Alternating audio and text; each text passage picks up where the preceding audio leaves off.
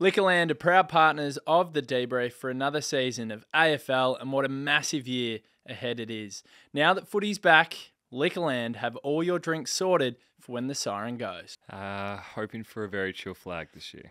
I'll tell you what is chill. Smithies. They're severely underrated. Yeah, it'd be good to get a few of them in the studio again. I'm sure we can sort that out, mate. But pop into your local Liquorland today or shop online for all your favourites. Liquorland, from the land you love. Please, as always, drink responsibly. Fellas, let's get into it. Here we go. Let's do it. Footy's back and all feels normal in the world again as the D's prepare for a date with the doggies. Undermanned but confident they've got enough troops to get the job done. Welcome to the official, unofficial podcast of the Melbourne Demons. The DeeBrief, I'm your host, Adrian Horton, in the studio with Marca. I'm going to come to Adzy first. Adzy, stand still on Punt Road. Didn't read the signs, mate. It's the first game of the year. Carlton Richmond, two of the biggest teams in the comp. Stand still for 25 minutes, stuck in traffic, you're late, mate. Look, everyone knows that I'm a huge advocate of buses. I know Marco was questioning the bus. But yeah, down Punt Road, not good. Not going to do it again, especially when there's a blockbuster on. So I've learnt my lesson, and I'll be maybe trying to dink with Marco on the bike next time. Bike is great. Granted, I was sweating a lot when I rocked up. Wish we got that on camera. So you got the full bearded chest out.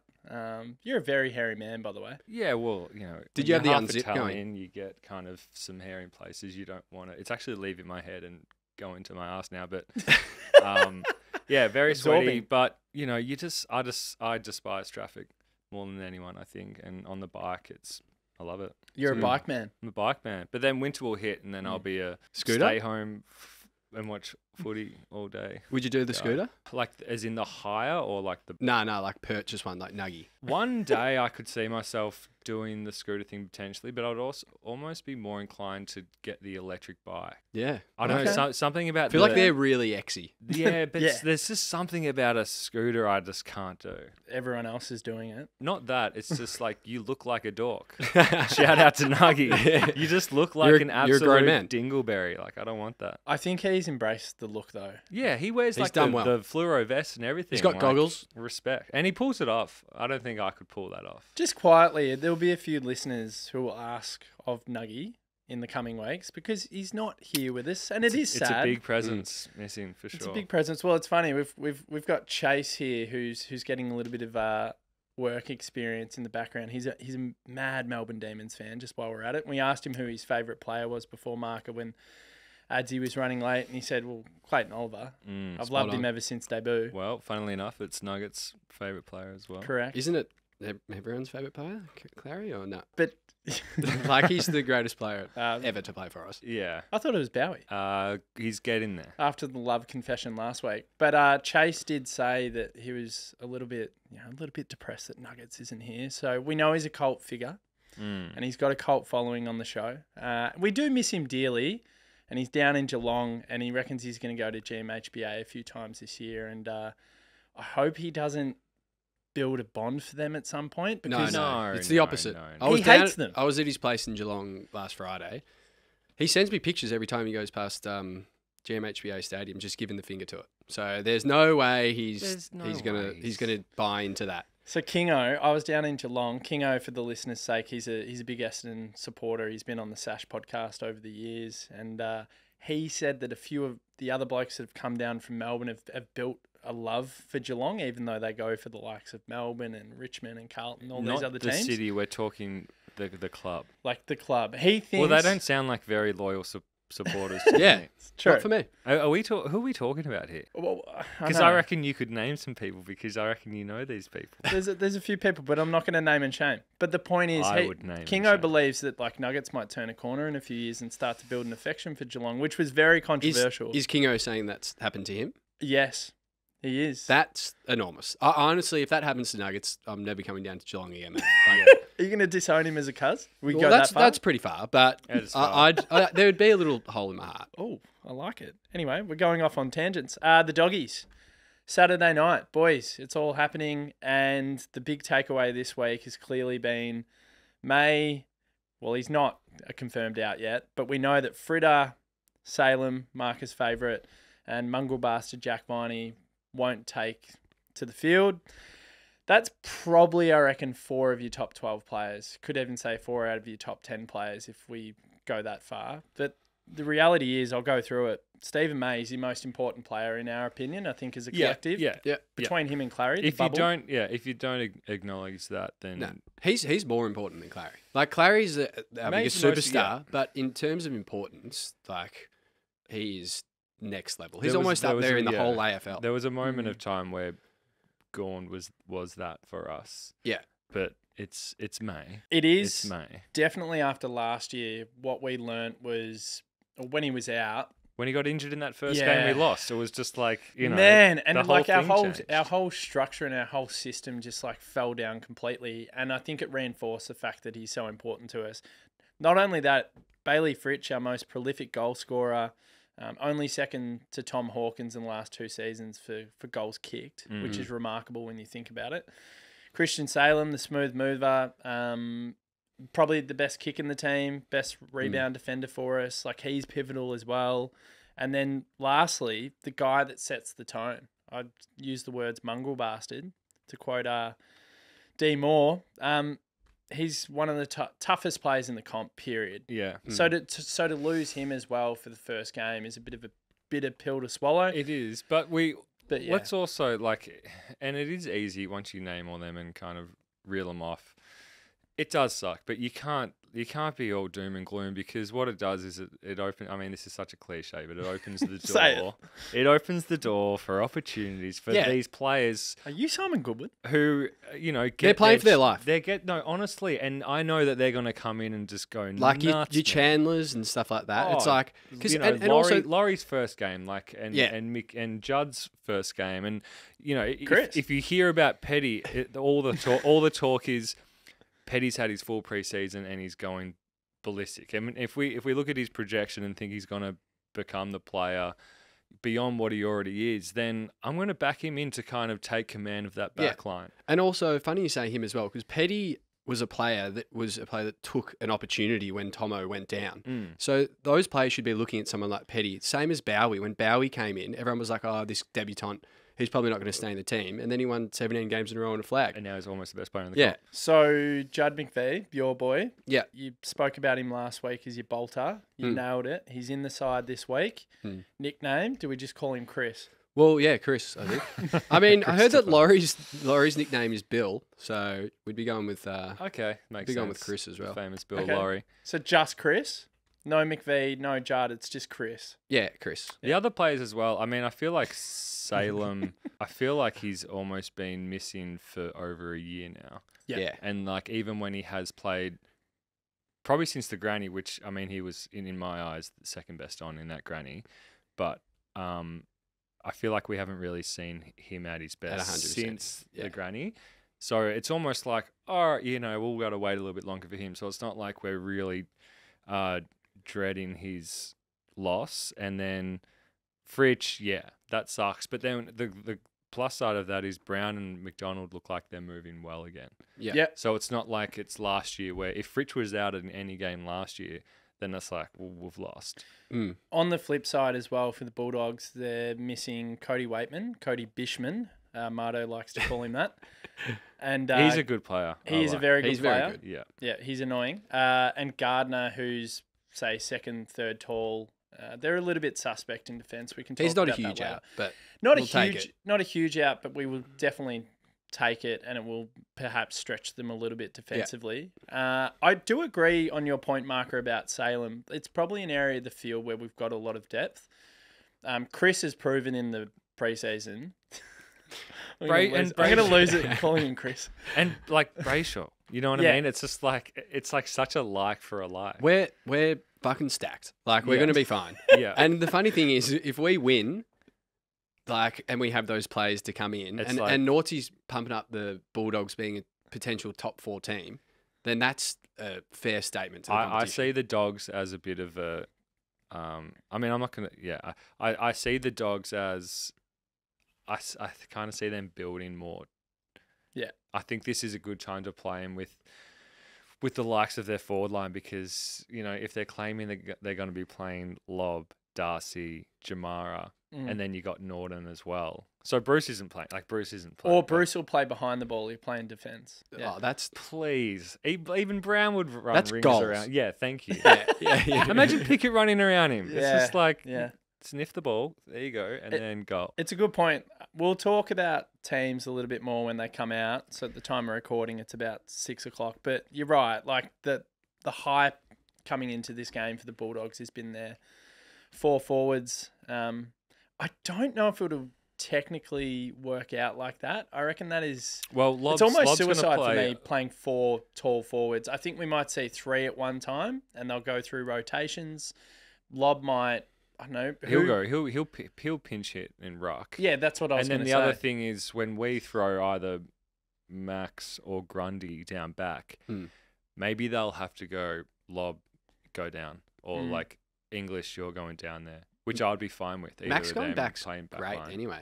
Yeah. Like it's almost like a little bit of a blessing in disguise. Like he plays so well down there. Yeah. Cutting off the ball. And I also love the little narrative of Hunter kind of playing against his old side, and we see that every year with so many players, but there's a little bit of added extra spice in the mix just because of, I guess, the way he was treated by a lot of fans. I feel like it was a little bit forgotten, and I'll get rid of him. Also how they got rid of him culture, too. Yeah, like here's your 3rd round pick, take him. He'll be hungry. Yeah, I reckon Hungry so. Hunter.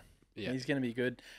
Just quickly before we talk about the 2 debutants in a little bit more detail, Chris and Bill Laurie, sorry. Chris and Bill. Chris and Bill. Chris Bill. Yeah, they're a package. The weather.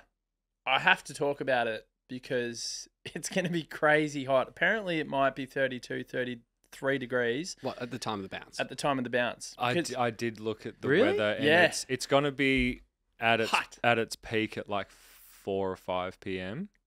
But by halftime, it's already going to drop about 3 degs. Still be Are there still hot and are there humid. still caps? There's still caps on rotations, right? I believe so. Yep. Okay.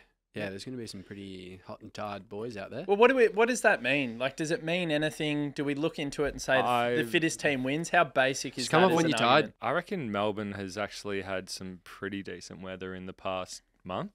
It's probably been our hottest month during the summer. Even if it's going to be a bit colder, the first game is always like the nerves are there. People come out firing, like everyone's panting like a dog after 5 minutes.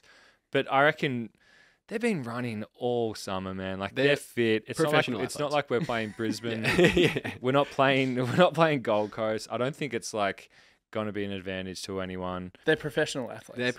They get paid. Like, just look at them. They get paid a lot of money. They can go for a run. Yeah, track is looking very professional. Yeah, he's tops off every time I see him now. It's great. Yeah. Yeah, always in the little videos that they put up on the club socials. It will be a war of attrition. There's no doubt about it. The only thing I think about with the weather is if you get a fast start, it means that maybe you put yourself into a position late in a game, or when you get late into a third, early in a fourth, where like it might start to get really sloppy and erroneous because players are just completely gassed.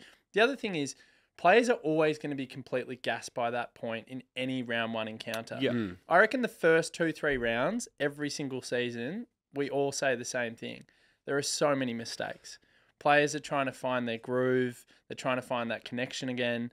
Practice matches are one thing, but like the intensity goes up so many notches in the real thing. So I think maybe, and look, I'm probably overindulging in this point, but if you do get that fast start and you have that lead going into the latter parts of a game, like that might actually suit you and might help you, given the fact it's going to be so hot. But if we're down by 5 goals, it's fine, and we're still going to win. Yeah, we're still in it. Well, it was a weird one last year where we made the fast start. I feel like we kind of controlled most of that game, and then they came out of nowhere. Yeah, and then which game are you talking about? When round 1 last year. Do you remember? Oh, yeah. Jamara had his. Are we No, talking not that round- one. No, we're talking different games. Oh, round 1. So- okay.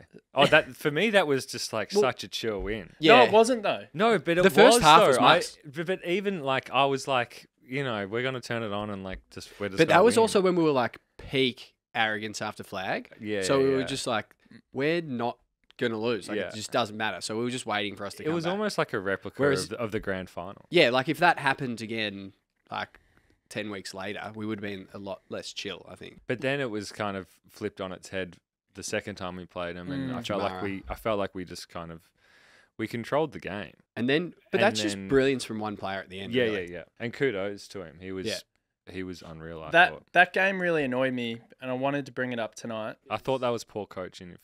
I tend to agree with that. The last time we played them? Yeah.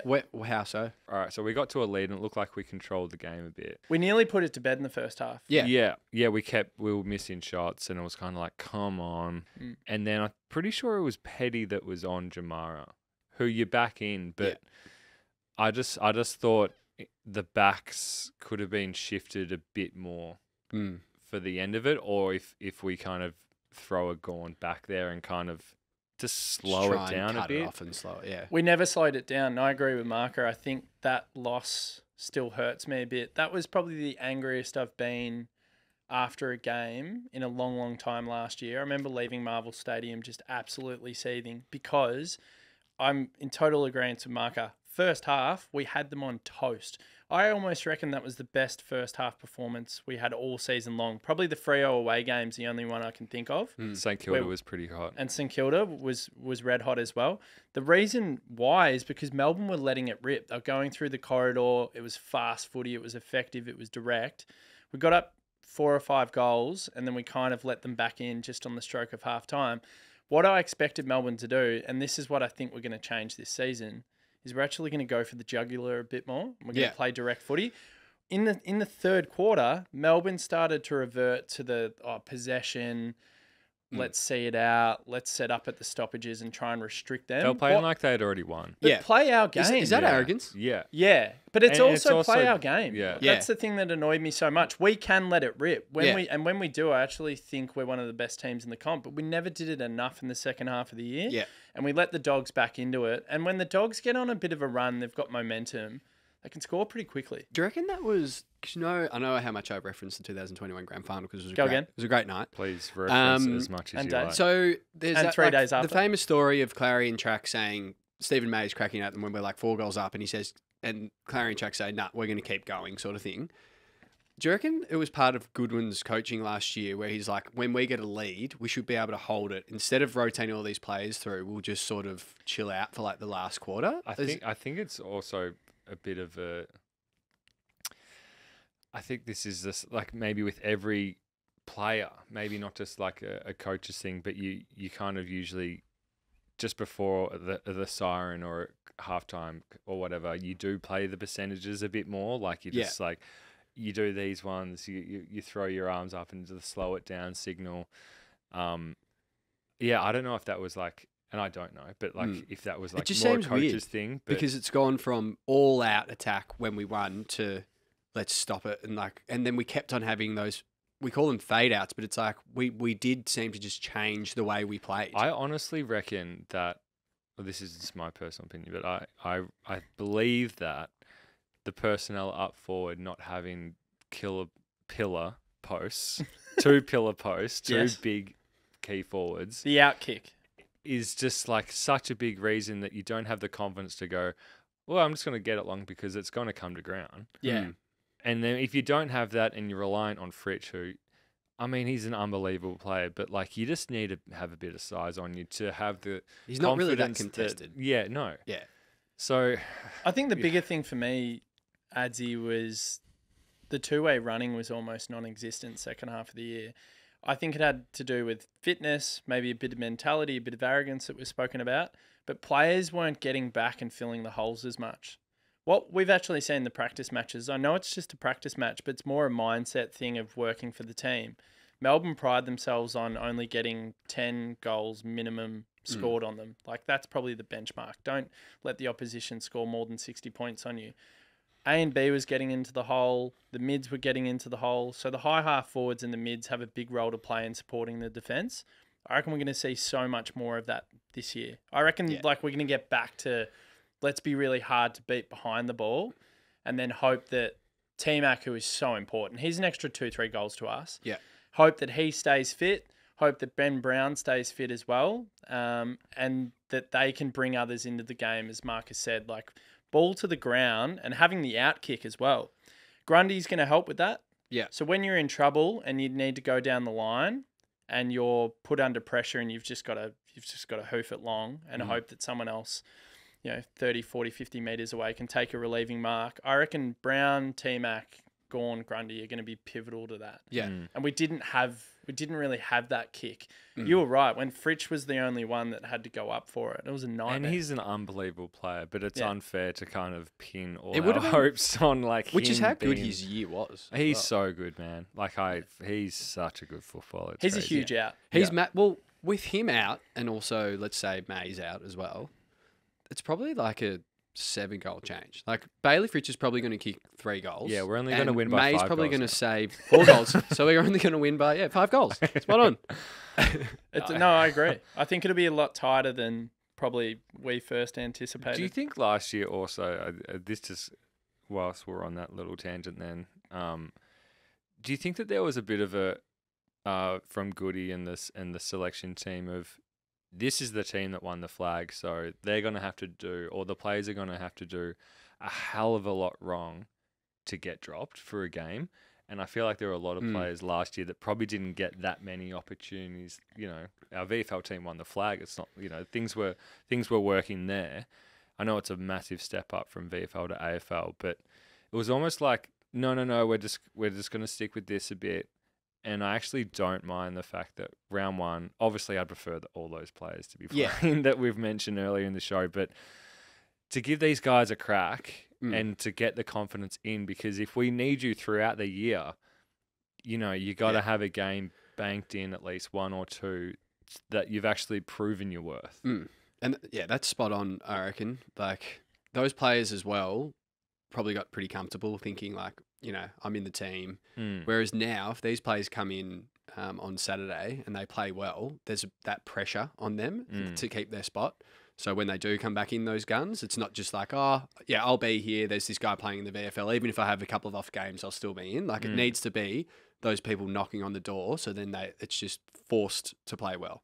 Yeah, and we'll do another 5 or 6, and then we'll have a little break, a little vape, and come back and we'll look at the teams. But Judd McVie, Chris, as we like to call him, and Bailey Laurie, just quickly talking about them and giving people a sense of what to expect. So Chris is an East Freo product, pick 18, the 2021. We love rookie the draft. East Freo boys, don't That's we? huge for We Marca. do.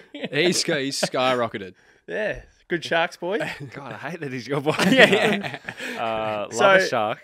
Yeah, we love the Sharks, and Scotty will love that as well. So he stands at 6 foot, clean hands, great kicking skills. I put in here perfect replacement for Christian Salem, but apparently very composed. Yeah. Which is what you love. Let's not say perfect replacement. He's I know, a that's- replacement. Salem is perfect. Yeah. Yeah. I've gone way Yeah. too far with that, but anyway. No, but he I did. like where your head's at though, Yeah. but like, Well, if your nickname's about one of the he's my greatest boy. players of all time. You're Well, talking I about think my boy that over was there. what everyone took out of his game, like his preseason games, was he did just look like he fit in straight away. Like he didn't look like he was freaking out. You see something like Jack Watts when he debuted. Right, He kids didn't Don't look talk like about that. Jack. Kids from East Freo, they're just chill over there. Like, look at Jackson, look at Rivers. It's almost like they're just whatever. It's a good point. And Bill Laurie, pick 22 in the 2020 draft, had to bide his time. So he was a pick after Jake Bauer. Yeah. Yes, Yeah. correct. Like not too many picks after, No, I right? think it was feel only a like couple. One after- pick. Yeah. Well, one was it? Yeah, so Bowie was Yeah, 21. not too many after. Yeah, spot on.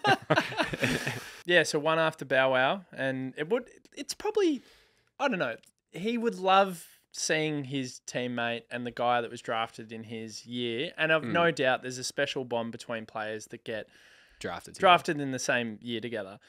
But there's also going to be that little competitive part of you having watched what Lil Bow Wow's done, come into the side, never lost a game, won a flag, being slightly It sounds so ridiculous. being slightly jealous, right? Yeah, Would have had to have been jealous. Big time. yeah, 100%. So I think it's a big opportunity for him. He stands at 179 centimetres. I've watched him a lot at Casey. He's got a good eye for goal. He's really crafty. Kind of a similar type to Spargy. I was just so we've gonna got ask another that. couple of midgets. So inside. he's more of like a deep forward pocket, not a half forward. He can play a high half forward role. I think the big thing for him on the weekend is like, can he bring some pressure and Yeah, tackle yeah. and harass? Oh, and if you're not, then like You have to now. There's no spot for you. Yeah. Like, I know that's like sounds pretty harsh, but like That's the game now. yeah. Yeah. And like we didn't have a hell of a lot of that last year, and it was seriously lacking compared to our 2021 campaign. I'm going to reference that again, and we'll continue to do so throughout the year. But he has to come in and do that, and I hope that he does, because like if you don't, then mate, like you got a dog fight for this spot that you pile. You pile if you don't. Yeah, you're so pile if you don't tackle hard. Actually, Nugget sent me a message saying, what was it? Just when I was on the way here. About Bill. No. So you know how he makes decisions really quickly on who he likes? He said, I'm literally judging them on their first disposals, whether I'll like them or not. Can we go back through the tape and look at Clary's first game? Who was Clary's first game against? I think it was... Was it Essendon when it was we definitely lost? at the G, because I remember being there, and I reckon he had 19 touches. Chase is nodding. He's your favourite. Was it? Oh, there we go. GWS. Did he have 19 touches? 20. 20? Okay. Maybe I was off. 20 touches. Can you go and look it up? He's Ash Tua, Triple M. Thanks, mate. I like Go it. and look it up. But that year we lost to the replacements. I know. And Darcy Parish won the Rising Star for that week. And they're all like, he's better than Clary. I was like, Can't believe you took get Clary. yeah. Do they still do they still do that? Yeah, cheers. Yeah, I can't either. Yeah, same. Can we indulge in that a little bit more? There were a few years there where Essendon That's supporters... almost our worst loss ever. And No, not the loss. I want to talk about the Darcy Parish and Clayton Oliver comparison. I want to talk about that. Yeah, loss, Mark was that's about to go bang, man. Still baffles me that we lost. I luckily didn't have to go because I had a lunch on down at Laser Pig in Collingwood, the very suburb we're at. Castaway Studios, big shout out, great setup. Call Derek. And I couldn't go, but some of the people I was at lunch with, bringing up Kingo again, he was there. And man, I was getting ribbed. Like they were running around, jumping with joy, watching it on their phones, so fucking happy. Because a VFL sided. Well, they were touted to literally not win a game all year. And it was like round 3 or round 4. Were you there? I early. wasn't. No, I was, had something else. It was round 3 because we went really 3 and early. 0. Yeah. Were and you we there? were I was there with Griggy, who's a Essendon supporter, and that was sort of when we were like, oh, we could be sort of all right this year, and it was just the season was done after that. Yeah. Like that was just nail in the coffin. Round 3, how depressing is that? That was Oh man, that's honestly like my most hated loss. But if maybe it would have been most hated if I was there live. Actually, the worst loss I've ever seen was when Jim Steins passed, and then we had to play Brisbane round 1, and we got punched. Yeah, and it was just like pummeled. We showed nothing. That was real bad. I remember that. That was very sad. But great times now. Yeah. Great We're So in the back to cloud. 2021. I reckon it's time for Breather. a breather, or what do we call them here? Sakina or something? I can't say that quickly because that'll sound ridiculous. So we're just going to break there, and we'll go out, have a 5-minute break, talk about Chris a little bit more, and we'll get back into it. This halftime break is brought to you by Liquorland. AFL footy is back, and Liquorland have all your drinks sorted for when the final siren goes. This Thursday to Sunday, to kick off the season, Liquorland is offering $2 express delivery when you shop online at liquorland.com.au. Adzy, you got me onto these smoothies. They're actually not bad. Not bad, Marker. Smooth as Salem. Smooth as Salem. Okay. Express delivery is available in Victoria, New South Wales and Queensland. To view the full T&Cs and the latest drink specials, go to liquorland.com.au. Liquorland, from the land you love. And please, as always, drink responsibly. Let's get back into the potty. Well, we're back on the airways. And Chase, our man down there, the Ash Chewer, he pointed out to us that Clayton Oliver in his first game had 22 and 15 were contested. That was round 1, 2016, when we beat GWS. Came from behind. Do you remember that one, Adzy? We were, I think, 3 goals down at 3/4 time. Naughtsie, my man, he had a big last term as well. Your boy. Well, no, considering when I said to Chase before, I think we were playing Geelong when he played, so I can't really remember it. But I just remember looking at the stats after the game. I think I was in the Frank Gray Smith. Yeah. We spent a fair bit of time in there during the dark years. So, yeah, just welcome to the club, Clary. That's all it was. Can I clarify before we get into the team news? Little pun there. Well done. Yeah, that was good, actually. How much time do you think was spent in bar versus out in the outer during the dark years? Was it 50-50 split or is it more bar? No, it was 25, 75. Yeah, I was going to say 80. Yeah. Like, Yeah. we would go there knowing we're going to lose. Sometimes we would go straight to the bar. Yeah, Or yeah, like no, straight in. And And then what we would do is like it'd hit like third, fourth quarter, and if we were in it, we'd be like, oh, we need to go out to the seats here. We need to see this. And then it's by the race. So, Yeah. but like in a weird way, I've talked about this before.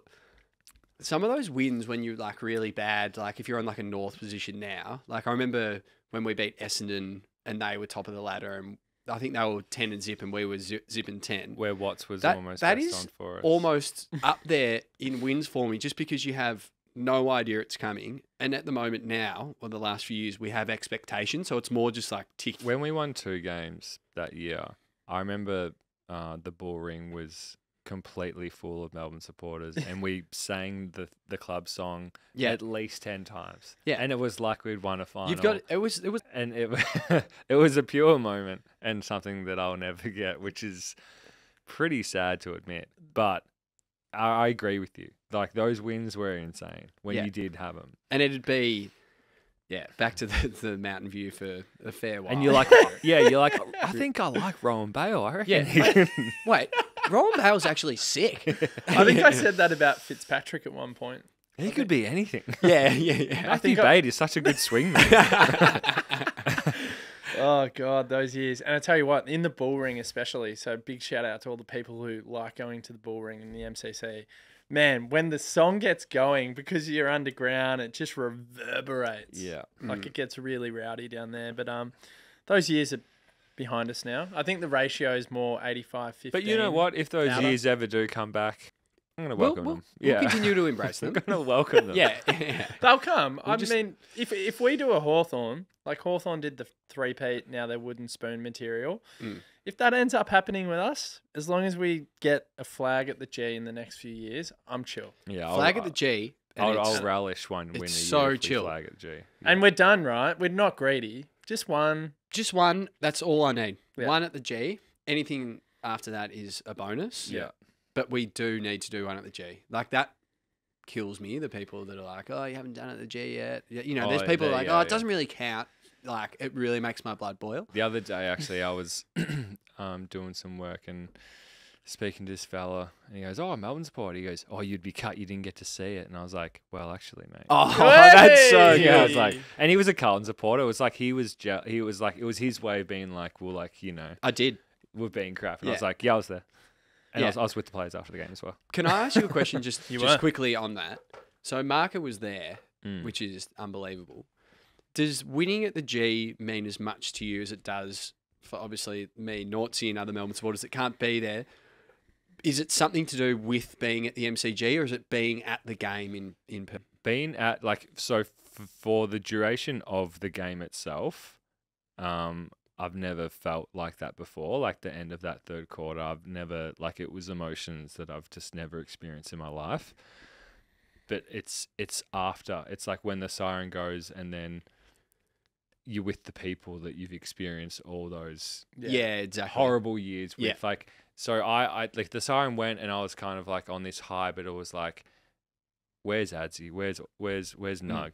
Where's Naughtsie? Like, where's Maury? Where are all almost tearing up. Where's my like where's my dad? You know what I mean? Like, Where's my dad? Yeah, where are exactly. my peoples that I've, like, the reason that, like, Yeah, yeah. you kind of go through this supporter journey, if you will. That's Like- exactly what Max said. And, you As know, well. there's also the sense of walking into the G on a grand final when your team's playing. Yeah. Like, that's another thing. Like, I was walking to Optus Stadium and I was so nervous and it was weird. But it was also like, I'm walking to Optus Stadium. Yeah, yeah. This isn't the G. Doesn't have the history. So many people were living through you, though. Did you realize that, didn't you? Yeah, I could sense a bit of that. But I also, like, I didn't want to rub it in anyone's face. And you didn't. I think the way that you handled the whole thing, It I was- think you're amazing. Unbelievable. And really got into the inner sanctum by the looks of it as well. Yeah. Well, funnily enough, did. one of the debutantes this week was in Chris? absolute all sorts. No, Chris wasn't on the list. Oh, it was so- Bowie, was it? Oh, No, Bill. sorry, you said debutant. Young Yeah. Bill. Oh, Bill. Yeah. Really? Head in hand. Just really pushed the boat out. What? Straight after the game? No. Sorry. This is At kick-ons. This is like back at like whatever that club was, which is like Yeah. I don't forget the name of it, but like he was in absolute all sorts. Like he went too hard too early, and Good on him. the young fella obviously Yeah. had a couple too many. I mean, but he's just been part of a. But young team. Bowie, I remember he looked like he was just like the little like cousin of like it was like a 21st, and he was like this little cousin that was walking around, and Yeah. I was like, you have no idea. Yeah. I'm kidnapping you. Yeah. Come in my Is that going? That's so good. Yeah, that almost really got me going. Goosebumps. You're right, though. It's about, I often think about if we can do it, and we're hopeful that it could be this year, and so many people are tipping us for the flag, it's almost a little bit scary. That feeling of seeing people after the game, my thought is that I get to watch it with my family and like watch it with them only and be next to them during it. Maybe a Richie and a Rollo as well, who I normally go with. And then it's going to see all the different people. Like, where are you? Going to see that, and the hugs and the embracing and knowing that you've got 5 days of fun afterwards, and then 5 months of pure joy before you start the next year. And going back, sorry to cut you off, but going back to the bull ring. Yes. Like imagine the members after that. Yeah. Yeah. You know what I mean? Like We need it. After the game at Optus Stadium, everyone left immediately after. Like there was, apart from seeing the players like do their lap, it was empty. Like there was no one staying back and having drinks there was no bars there, kind of thing. Yeah. And like, there's no bars in the direct vicinity apart from that massive whatever that thing is. But everyone just went home. You know what I mean? Like there was no energy there. Yeah, I think it's more than the 5 months after as well. Like I reckon you got the life. whole year.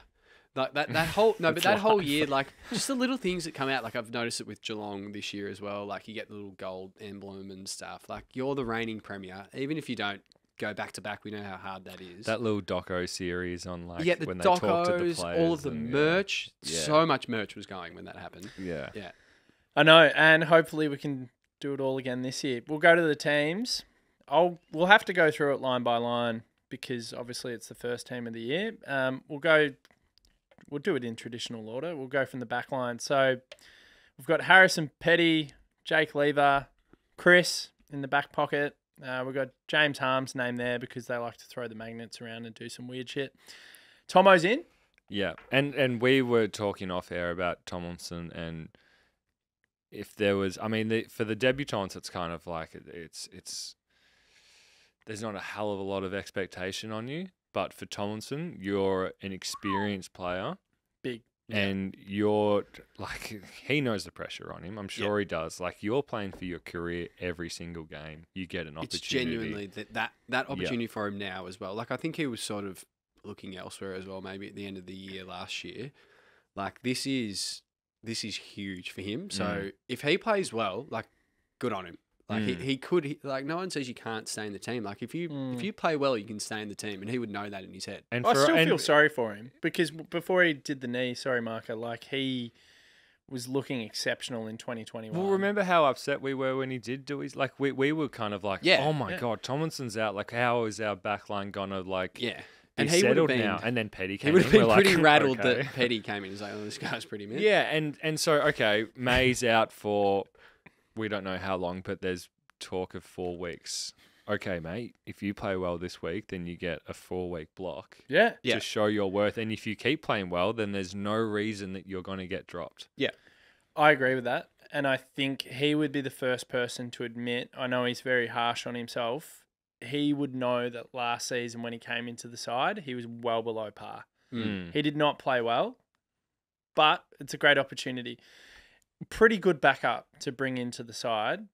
And as you've noted, like there's a potential spot there. If your form is just way too good over a period of a month, if it's that good, you can't make yourself undroppable. Exactly. And look, he must be 27, 8. I reckon he's pushing 30. No, he's pushing 30. He must. He may even be 30. Wow. Yeah. I guess we're all older, aren't we? And in saying that, okay, you might be playing against a second year in Darcy, or you might be playing Jamara, mate, you got to use your wealth of like football experience. Yeah. And that mature kind of strength big boy that you as have. well. Like you've got to bully these kids if you're going to be coming in. 100%. Jake Bowie on the half back line. Oh my God. And then I'll rattle through these ones. We've got Hunter and Langdon on either side of the wings. We've got Clary in the middle. Kay Chandler's playing, which is great. I think it's reward for effort at Casey. I think he deserves the opportunity. We've got Ben Brown at centre half forward. We've got Spargo at high half forward, or half forward rather.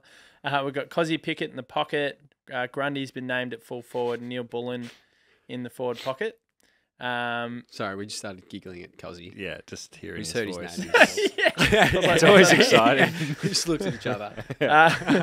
And then we've got Gorney, Sparrow, and Petrarca as the followers, and then on the bench we've got Brayshaw. Our team is so sick. Brayshaw, Bill, Rivdog, and T-Mac to round it off. So the emergencies, I should probably bring them up. Van Rooyen, Hibbo and Melksham, and Jimmy Jordan. Unlucky. Yeah, sorry.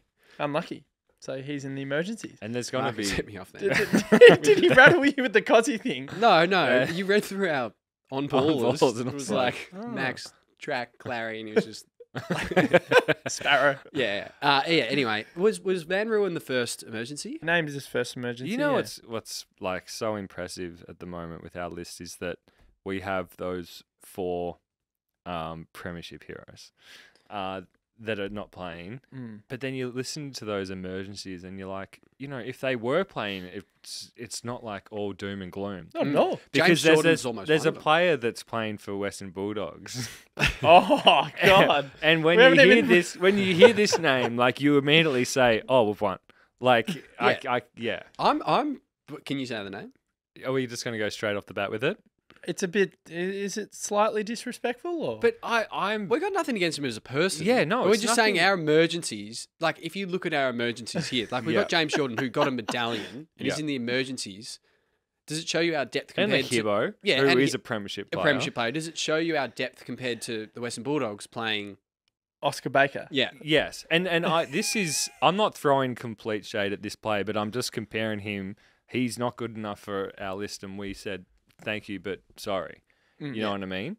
And he's got an opportunity in another club, and he's playing for him round 1. So for me, that says win, and like that could be arrogance, but like that's where I'm at. Okay, if he's not good enough for us, but he is for them, that's a win. I actually agree with you. Mitch Hannon's on the bench for them as well.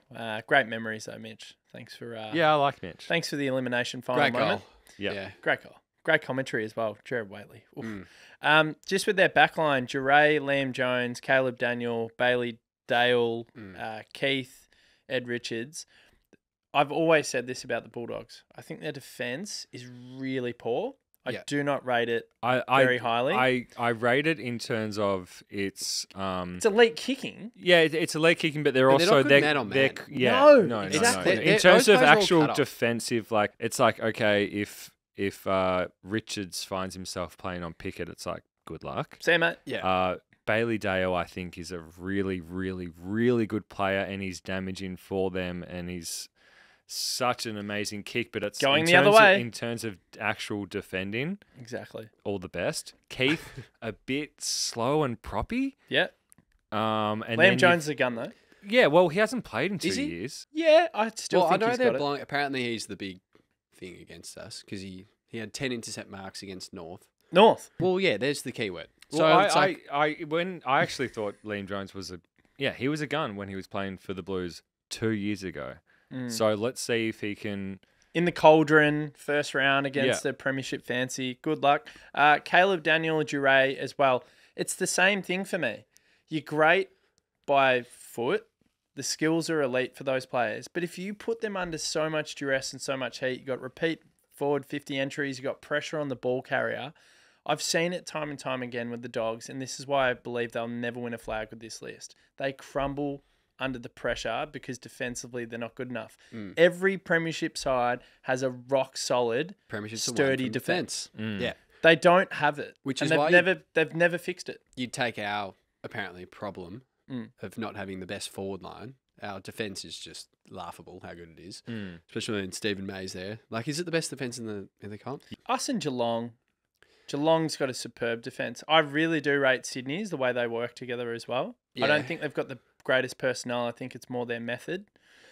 Brisbane a suspect as well. It's the same thing. A lot of people are tipping Brisbane for the premiership this year, but I've always had a question over their defence. Yeah. Because I just think they're a little bit slow. There's a few players that look like they're going through quicksand in defence, particularly their half-backs. But, I mean, the one area of the game which we haven't actually spoken about, and it's so blatantly obvious that it might come down to this, it's the midfield. It's guys like Bont coming up against track. It's guys like McRae, Bailey Smith, of course, Libba. I think, got a very good midfield. But I think it's like our point of difference is the wingers. And you know, with Langdon as well as Hunter, which funnily enough, he used to play for them, I'm not sure who their wingers are. Smith sometimes plays I think on Bailey wing, Smith plays on the but wing. I think he's Or more, Bailey Williams. But could. honestly, if Bailey Smith is playing on the wing, I'm so happy with that because I think he's more effective in the guts. I honestly think I reckon he's a really, really, really good player, but I think he's better for them in the middle rather than on the wing.